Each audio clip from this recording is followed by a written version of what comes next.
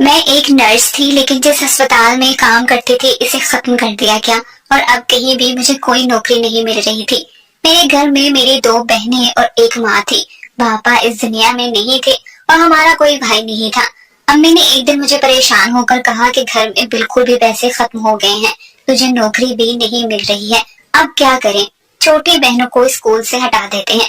دراصل میں نے اپنی چھوٹی بہنوں کو اچھی اسکول میں داخل کروایا تھا، وہ میرے سے زیادہ پڑھ لکھ کر کوئی اچھی نوکری کر سکے، اور میں نے کون سا پڑھ لکھ کر نوکری حاصل کی تھی؟ یہ تو بھلا ہو میرے چاچو کا جو اس ہسپتال میں کام کرتے تھے اور انہوں نے جوڑ توڑ کر کے مجھے وہاں پر نوکری دلوا دی تھی۔ پھر وہیں سے کام سیکھ کر مجھے سارا کام آ گیا تھا، نہیں تو میں نے صرف میٹرک ہی کیا ہوا تھا۔ دوائیوں کے نام وغیرہ پڑھنے آتے تھے، ان کے پاس دوبارہ مدد کے لیے گئے، انہوں نے کہا کہ ہسپتال میں آج کل نرس کی نوکری نہیں ملتی ہے۔ میں نے کہا کہ میرے پاس تجربہ ہے۔ ان کا کہنا تھا کہ تجربہ تو ہے لیکن آج کل وہ کاغذ بھی مانگتے ہیں، اس لیے میں تیرے لیے کوئی اور نوکری تلاش کرتا ہوں۔ ایک ہفتے کے بعد انہوں نے بتایا کہ ایک بہت بڑا آدمی ہے جس کے گھر میں اس کی ماں بیمار پڑی ہے، اس کی ماں کی دیکھ بھال کرنی ہے اور دن رات وہیں پر رہنا ہے۔ جب یہ چاچو نے کہا کہ دن رات وہیں پر رہنا ہے تو میری امی نے کہا کہ نہیں، میں جوان بچی کسی کے گھر نہیں چھوڑ سکتی، آج کل تو حالات بہت خراب ہے۔ چاچو نے بتایا کہ وہ مہینے کے 40,000 روپے دیں گے۔ یہ بات سن کر میری امی خاموش ہو گئی اور میں نے فوراً کہہ دیا کہ ٹھیک ہے، مجھے نوکری کرنی ہے۔ چاچو نے کہا کہ ٹھیک ہے، کل تیار رہنا، میں تمہیں وہاں لے جاؤں گا تاکہ وہ لوگ تمہیں بھی دیکھ لیں، پھر دیکھیں گے کہ نوکری پر رکھتے بھی ہیں یا نہیں۔ امی میرے لیے پریشان ہوئی تو میں نے کہا ماں، میں کوئی چھوٹی بچی تو نہیں ہوں، 24 سال کی عمر ہو گئی ہے، میرے دن رات رہنے کی بات تو ہے، پیسے بھی تو اتنے دے رہے ہیں، ہسپتال میں ایک ساتھ پتہ نہیں کتنے مریضوں کا خیال رکھتے ہیں، وہاں مجھے صرف ایک مریض کا خیال رکھنا ہے۔ میری امی کو میں نے منا لیا۔ اگلے دن چاچو نے کہا کہ صاف کپڑے پہن کر تیار ہو جاؤ، آج میرا انٹرویو ہے۔ وہ مجھے میرے ساتھ ان کے گھر لے گئے۔ پہلے انہوں نے ہمارے سامنے چائے کے ساتھ کافی سارے لوازمات رکھے، اس کے بعد اس عورت کا بیٹا آیا۔ جب میں نے اس عورت کے بیٹے کو دیکھا تو میں حیران رہ گئی اور میں کہیں کھو گئی۔ اتنا خوبصورت مرد میں نے اپنی زندگی میں پہلے کبھی نہیں دیکھا تھا، وہ بہت زیادہ حسین اور بہت ہی زیادہ خوبصورت تھا۔ اس نے کپڑے بھی بہت اچھے پہن رکھے تھے اور اس کے جوتے بھی بہت خوبصورت لگ رہے تھے۔ اس کا نام عرفان لودھی تھا۔ میرے چاچو اس سے بات کرنے لگے اور مجھے تو اسے دیکھنے سے ہی فرصت نہیں تھی۔ اس نے کہا کہ لڑکی کو کام آتا ہے نا، کیونکہ میری ماں کا معاملہ ہے۔ چاچو نے کہا کہ ان کو سارا کام آتا ہے، بڑے ہسپتال میں 5 سال کام کیا ہے۔ اس نے کہا کہ ٹھیک ہے، ان کو کہیں کہ کل سے اپنا سامان وغیرہ بھی لے آئیں اور ان کے رہنے کے لیے کمرہ صاف کروا دیا جائے گا۔ ہم کوارٹر میں جگہ نہیں دیں گے کیونکہ مریض ہے، مریض کے آس پاس ہی رہنا ہے، پہلی تنخواہ آپ ایڈوانس لے سکتے ہیں۔ مجھے تو معاملہ بہت اچھا لگا، ہم نے فوراً ہاں کر دی۔ اگلے دن ہی میں اپنا سامان لے کر وہاں پہ چلی گئی۔ گھر بھی بہت بڑا تھا اور لوگ بھی بہت اچھے تھے۔ پہلی تنخواہ ایڈوانس ملی تو گھر میں راشن وغیرہ ڈلوا کر گئی تھی۔ بہنوں کو کہا کہ دل لگا کر پڑھو، اب تو کسی بات کی کوئی ٹینشن نہیں ہے۔ جب میں نے اس بوڑھی عورت کو دیکھا تو وہ کافی بڑی تھی لیکن بڑھاپے میں بھی کافی حسین لگ رہی تھی۔ امیر لوگ تو ایسے ہی ہوتے ہیں نا، پھر اپنا بہت خیال رکھتے ہیں، لیکن ان کو بڑی بڑی بیماریاں ہوتی ہیں۔ عورت کا نام سائمہ تھا۔ مجھے ان کے بیٹے نے بتایا کہ ان کو فالج کا اٹیک ہوا تھا جس سے ان کا جسم بیمار ہو گیا ہے، آپ نے ان کا اچھے طریقے سے خیال رکھنا ہے۔ مجھے تو پتا نہیں کیا ہو گیا تھا، ان کو دیکھتے ہی مجھے اس سے محبت ہو گئی تھی۔ ساری رات میں اس کے بارے میں سوچتی رہی تھی، وہ بات کرتا تھا تو بات سے زیادہ میرا اس کے اوپر خیال ہوتا تھا۔ میں نے کہا کہ میں آپ کو شکایت کا موقع نہیں دوں گی، آپ بالکل فکر نہ کریں، اور میں ویسے بھی سوچ کر بیٹھی تھی کہ اس عورت کا اچھے طریقے سے خیال رکھوں گی۔ میرے دن وہیں پر گزرنے لگے، 2 دن تو اسی طرح گزر گئے۔ مجھے رہنے کے لیے ایک کمرہ دیا گیا تھا جس کے اندر اے سی بھی لگا ہوا تھا اور ٹی وی بھی تھا۔ میرے لیے کچھ اور سامان اور کپڑے وغیرہ بھی رکھے گئے تھے۔ میں تو بہت زیادہ خوش تھی۔ میں نے اپنی امی کو مطمئن کر دیا۔ مریضہ کا کمرہ میرے کمرے کے ساتھ ہی والا تھا، دونوں کمروں کی ایک ہی دیوار تھی۔ عرفان نے کہا تھا کہ آپ الرٹ رہا کریں، اگر رات کو کسی چیز کی ضرورت ہوئی تو آپ نے فوراً جاگ جانا ہے۔ تو میں نے ان سے کہا کہ اگر میں ان کے کمرے میں ہی سو جاؤں تو زیادہ بہتر ہوگا، پھر مجھے آواز بھی آ جائے گی، کہیں ایسا نہ ہو کہ میں بڑے سکون سے سو جاؤں اور مجھے آواز ہی نہ آئے۔ تو عرفان نے کہا کہ آپ کے کمرے میں بیل رکھ دی جائے گی، جب امی کو کچھ چاہیے ہوگا تو وہ بیل بجا دے گی، باقی آپ ان کے کمرے میں کہاں سوئیں گی، زمین پر تو ہم آپ کو نہیں سلانا چاہتے، ہمارے گھر میں کسی کے ساتھ اس طرح کا سلوک نہیں ہوتا. وہ کتنا اچھا انسان تھا. میں تو چاہتی تھی کہ اسی طرح اس کو مجھ سے محبت ہو جائے.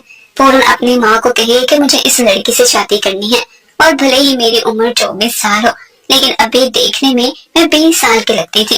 کیونکہ کھانے کو کچھ نہیں ملتا تھا تو میں ویسے ہی دبلی پتلی تھی، اور بھاگ دوڑ والا کام تھا میرا، اور مجھے نہیں لگتا تھا کہ یہ اتنی آسانی سے ہوگا. وہ شخص بہت ہی زیادہ خوبصورت تھا، اور اس کی زندگی میں کوئی نہ کوئی ذوق ضرور ہوگا.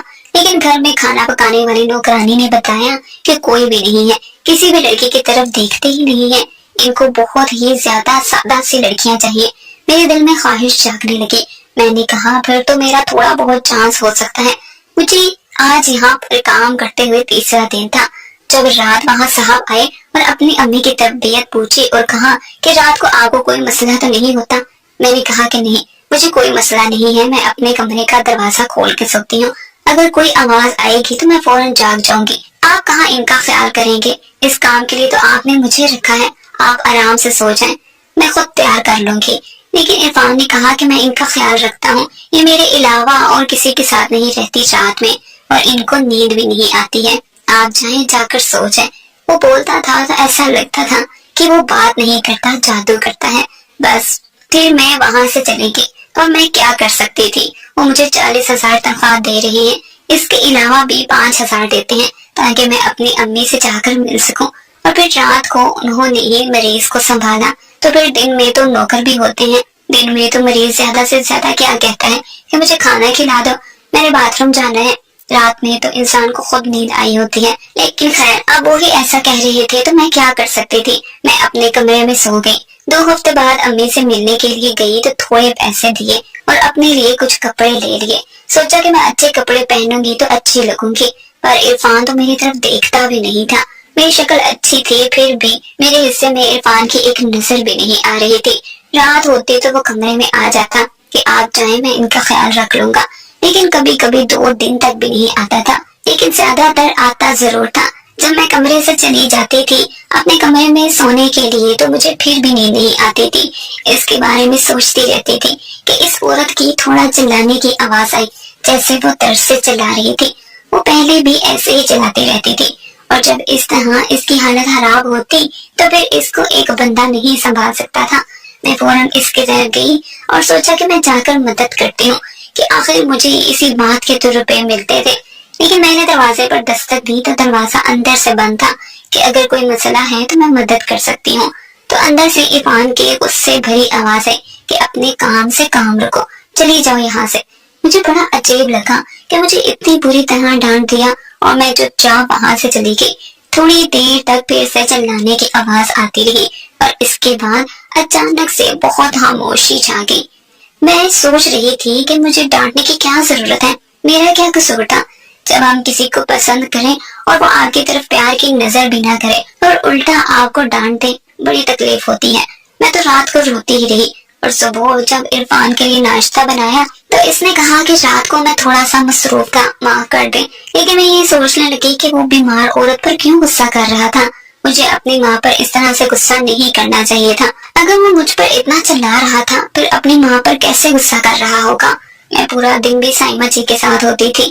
ان کے کمرے کی دوائیوں کی خوشبو میں بور ہو جاتی تھی. ان سے بات کرنے کی کوشش کرتی تھی لیکن وہ کوئی بات ہی نہیں کرتی تھی. ایک دن میں نے ان سے ایسے ہی بات شروع کی. میں نے کہا کہ آپ کا بیٹا خوبصورت ہے، لیکن وہ کوئی جواب بھی نہیں دے رہی تھی. میں نے کہا اس کے لیے کوئی لڑکی کیوں نہیں تلاش کرتی. اس طرح میں نے عرفان سے متعلق 3-4 باتیں کی تو اچانک سے سائمہ میڈم بولی کہ اگر تمہارے دل میں کوئی بات ہے تو نکال دو. اپنے آپ کو کنویں میں چھلانگ لگانے کی اجازت دے دینا، لیکن کسی ایسے انسان سے محبت نہ کرنا جو عرفان جیسا ہو. میں حیران ہو گئی. میں نے کہا کیا مطلب؟ آپ اپنے بیٹے کے بارے میں اس طرح کی بات کیسے کر سکتی ہیں؟ لیکن اس کے بعد انہوں نے پھر جیسے کوئی جواب ہی نہیں دیا. لیکن میں نے ان کی باتوں سے اندازہ لگایا تھا کہ ان کو اپنے بیٹے سے نفرت تھی، حالانکہ وہ بیٹا ان کا خیال بھی رکھ رہا تھا. ساری رات ان کے لیے جاگتا تھا. اتنی مہنگی نرس رکھی تھی، یعنی کہ میں، جو کہ ان کا خیال رکھتی تھی. ان کے لیے اچھی دوائی آتی تھی. ڈاکٹر بھی ہفتے میں 2 بار ان کا چیک اپ کرنے کے لیے آتا تھا. پھر بھی ان کو اپنے بیٹے سے نفرت تھی. بہرحال دن اسی طرح گزرنے لگ گئے، اور مجھے سائمہ نے کہا کہ میرے پیٹ میں بہت زیادہ درد ہو رہا ہے. मेरी अजीब सी कैफियत हो रही है। इनको मतली भी हो रही थी। उन्होंने कमरे को 2 दफा गंदा किया तो मुझे इनके कपड़े भी बदलने पड़े। बिलाखिर मैंने डॉक्टर को बुलवा लिया। डॉक्टर ने कहा कि 1 घंटे तक आ जाएगा। जब डॉक्टर आया तो इसने कोई टेस्ट किए और कहा कि फिलहाल तो कुछ समझ नहीं आ रहा है, क्योंकि इन पे जो अलामात आ रही हैं ये इनकी बीमारी की नहीं है, इनके टेस्ट करने हैं और शाम को आपको फोन करके रिपोर्ट बता दूंगा। अस्पताल ले जाना पड़ा तो एम्बुलेंस भेज दूंगा। मैंने कहा ठीक है। मैंने इरफान को भी ये बात बताई तो उन्होंने कहा कि ठीक है। इस वक्त वो कोई फाइल पढ़ने में मसरूफ थे। रात को साइमा जी की तबीयत बहुत ज्यादा खराब थी। उन्होंने मुझे भी बहुत ज्यादा तंग किया हुआ था। ये मरीज बाकी सब पर भारी थी, क्योंकि अमीर लोग वैसे भी चिड़चिड़े होते हैं। ये तो बीमार होकर और भी ज्यादा चिड़चिड़ी हो गई थी। अचानक से इरफान साहब आए और बोले कि तुम जाओ, मैं ख्याल रख लूंगा। लेकिन साइमा जी बोली कि कहीं जाने की जरूरत नहीं है, मैंने नहीं रहना तुम्हारे अलावा इस कमरे में, यहाँ आओ। वो मुझे जाने से मना कर रही थी और इरफान साहब कह रहे थे कि तुम अभी तक गई नहीं हो। मैंने कहा इनकी तबीयत खराब है, हो सकता है इनको मेरी जरूरत हो। इरफान ने कहा कि तुम्हें तनख्वाह कौन देता है, तुमने मेरी बात नहीं सुनी और मुझे बाहर निकालकर दरवाजा बंद कर दिया। इसके बाद दोनों के लड़ने झगड़ने की आवाजें आने लगी। ये लड़ाई माँ बेटे की लड़ाई तो नहीं लग रही थी, दोनों एक दूसरे पर बराबर चला रहे थे, क्योंकि अगर माँ चला सकती है वो तो बड़ी होती है, लेकिन बेटे का हक नहीं बनता है इस तरह चलाने का। लेकिन यहाँ पर तो बराबरी की लड़ाई हो रही थी। इरफान कोई इतना भी अच्छा इंसान नहीं था, वो अजीब तरह का इंसान था। जब इसे गुस्सा आता था तो वो किसी की भी नहीं सुनता था। खैर अगले दिन इसने कहा कि मुझे किसी काम से शहर से बाहर जाना है। इसके बाद साइमा जी बहुत खुश थी। रात का वक्त था, मैं अकेली बैठी थी। मैं अभी थोड़ी देर के लिए सो गई थी और डॉक्टर की कॉल आई तो डॉक्टर ने कहा कि आपके साहब घर पर हैं।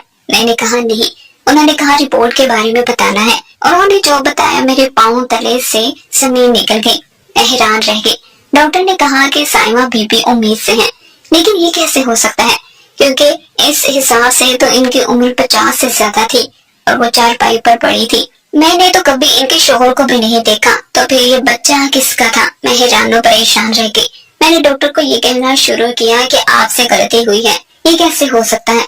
डॉक्टर ने कहा कि मैं भी हैरान हूँ, मैं एक डॉक्टर हूँ और मुझे बताया गया है कि इनका शोहर इस दुनिया में नहीं है। पता नहीं ये सब किस तरह हुआ है, लेकिन मैंने रिपोर्ट को 2-3 दफा चेक किया है और साइमा बीबी 2 महीने से उम्मीद से है। मैंने कहा कि इनकी उम्र बहुत ज्यादा है, तो डॉक्टर ने कहा कि उम्र का कोई मसला नहीं होता। हमने 70 साल की औरत को भी उम्मीद से होते हुए देखा है, तो इस बात का तो इतना कोई मसला नहीं है। लेकिन ये बच्चा किसका है, इस बात से मैं काफी हैरान हूँ। मेरी बातें साइमा जी ने भी सुनी थी, लेकिन ठीक तरह से नहीं सुनी थी। मेरे पास आई तो इसने फौरन मुझसे सवाल किया कि तुम किस बारे में बात कर रहे थे। इनको भी शक हो गया था। मैंने कहा कि डॉक्टर ने ये बात कही है, तो उन्होंने रोना शुरू कर दिया। डॉक्टर ने कहा कि अगर ऐसी हालत में आपने बच्चा पैदा किया, आप दोनों की जान को खतरा हो सकता है, क्योंकि आपका जिस्म बीमारियों ने घिरा हुआ है। आप बच्चा पैदा करने की हालत में बिल्कुल भी नहीं है। डॉक्टर तो चला गया और मैं परेशान थी। ये सब कुछ हुआ कैसे, मुझे समझ नहीं आ रही है। आपका शोहर तो इस दुनिया में नहीं है। साइमा जी ने अपने आंसू साफ किए और मुझे ऐसी बात बताई कि मेरे कदमों तले से जमीन निकल गई।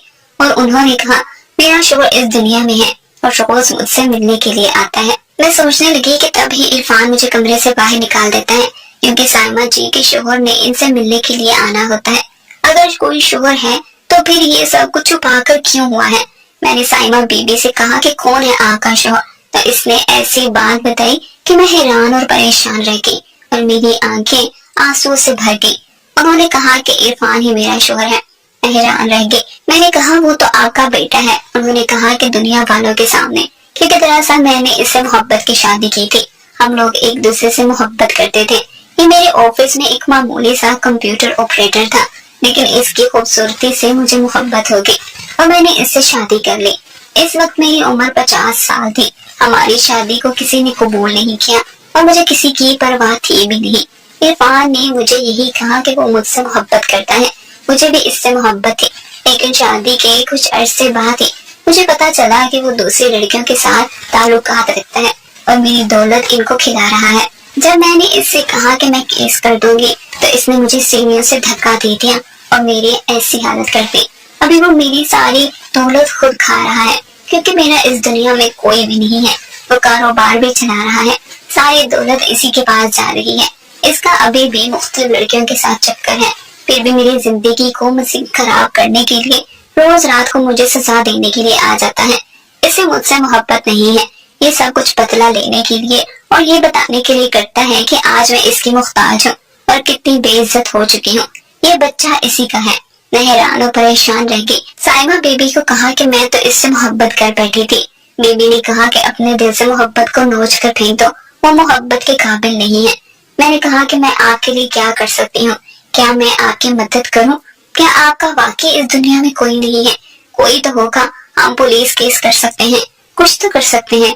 لیکن بی بی نے کہا اگر کچھ کر بھی لیں گے تو میں کون سے ٹھیک ہو جاؤں گی. یہ بات عرفان کو پتا چل گئی کہ وہ باپ بننے والا ہے, اور ڈاکٹر نے کہا کہ ہمیں یہ بچہ اس دنیا میں نہیں آنے دینا چاہیے, کیونکہ اس طرح سب کی جان کو خطرہ ہے. مگر عرفان نے کہا کہ یہ میرا بچہ ہے اور یہ دنیا میں آئے گا.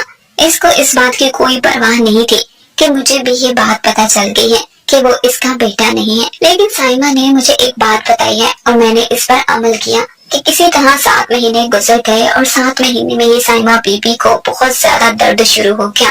ان کی حالت بہت خراب ہو گئی تھی. آخری وقت پر انہوں نے مجھ سے ایک گزارش کی اور میں نے ان کی بات مان لی. وہ دنیا سے چلی گئی اور ان کا بچہ بھی اس دنیا میں آنے سے پہلے ہی مر گیا. عرفان ہار گیا کیونکہ جس کو وہ اپنا وارث کہہ رہا تھا وہ اب اس دنیا میں نہیں تھا. اس بات کو کافی سال گزر گئے ہیں اور دراصل سائمہ جی کا بچہ میرے پاس ہے, جس کو میں ہسپتال سے ہی لے گئی تھی اور سب کو یہی کہا تھا کہ یہ بچہ اس دنیا میں نہیں ہے. آج وہ 5 سال کا ہو گیا ہے. میں نے شادی کر لی ہے اور اس بچے کو میرے شوہر نے اس لیے قبول کیا ہے کیونکہ دراصل یہ بچہ کروڑوں کی جائیداد کا وارث ہے. سائمہ بی بی نے مجھے یہی کہا تھا کہ جب یہ 18 سال کا ہو جائے گا تب تم عرفان پر کیس کرنا اور میری ساری دولت اس سے چھین لینا, اور یہ بچہ عرفان کا ہے یہ ثابت کرنے میں کوئی زیادہ مسئلہ بھی نہیں ہونے والا تھا. اس بچے سے سب کو لالچ ہے. سبھی کہتے ہیں کہ یہ سونے کا ٹکٹ ہے, بہت جلدی امیر کروائے گا. لیکن میں نے اس کو اپنی اولاد کی طرح پالا ہے اور اس بات کی مجھے خوشی ہے کہ میں نے اس کو بچا لیا.